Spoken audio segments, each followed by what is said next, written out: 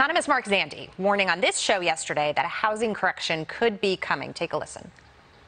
You've been warning that a housing correction could be coming, and many people are thinking the same thing. The most interest rate sensitive sector of the economy is housing, because most people, when they buy a home, they need a mortgage, and that mortgage cost is now much higher because of that higher interest rate. So home sales are way off from where they were, both new and existing sales.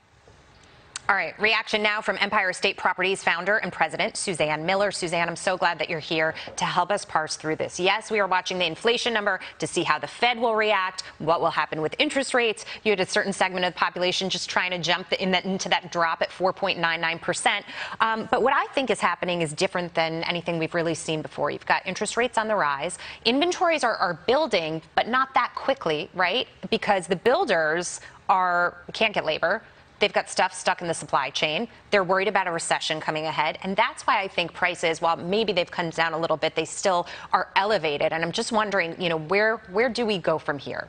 You're exactly right. It's complicated because what's happening right now is that the inventory is increasing, but the sales price is not. Right. So the sales, I'm noticing that. Yes, I watch this stuff. I think it's fascinating. It's fascinating. So the sales price is actually a little up from last year. It's up 14% than it was. So just because the inventory is up does not mean that the prices have come down. Right. In fact, what's happening is that the sellers are getting a little bit, they're adjusting. But it's a really good opportunity for people that are psychologically think that because there's more inventory, this might be a good time to jump in. And we were talking about during the break, you're saying in certain areas, even New York City or other metropolitan areas, that people fled earlier because of COVID-19. Now there is some desire to come back, so that the markets might be holding up because there is some pent-up demand that will be coming. I don't think you could look at the sales market without looking at the rental market, right? So like in the areas, the urban areas where people come back to work, there's people that want to be there now, so the increase of the rentals is red hot. Well, you take this city, it's insane. Insane. So the average price is like $5,000 in the urban areas to rent an apartment.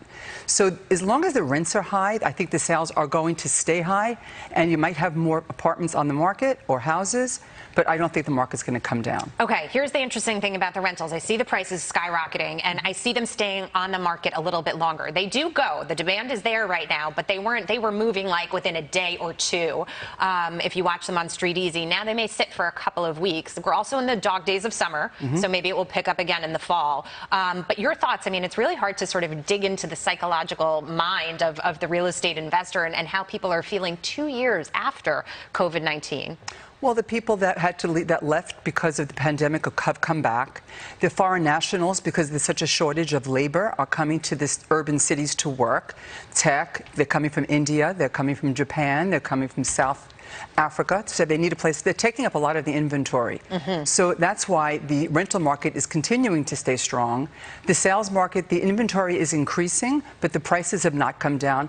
I think soon the sellers will adjust to the new market, but I think this might be a little blip of time where it might be the perfect time to jump in. I think that's interesting too, because the international buyers for a segment of time were blocked from traveling to this country because of the ban and the travel restrictions, right? And so you used to have foreign buyers come in with suitcases of cash in New York City and buy apartments and scoop them up with an all-cash offer before anybody else could even, have a chance to take a breath. That wasn't happening for a while, but it seems that is picking up, and that gives you sort of a sense of what the sentiment is. Well, here at Empire, that's really what we do. We sell to foreign investors, and they're calling. They want rent return, right? Yeah. So they're looking for an apartment where they can get income.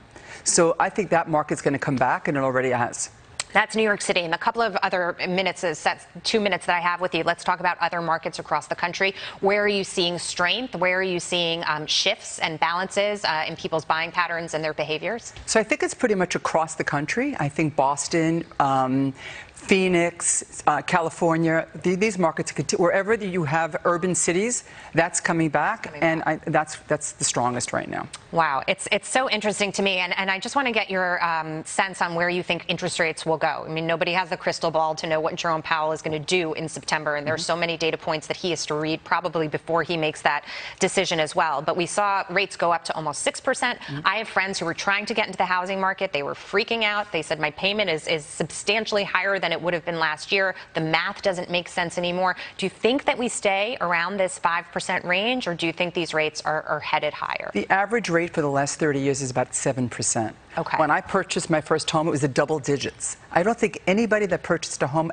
over the last 20 years will ever lose money. You're not going to time it perfect. No, it's very hard. But it's very hard, but that doesn't scare me. Suzanne, good to see you. Thank you so much for coming in. Thank you.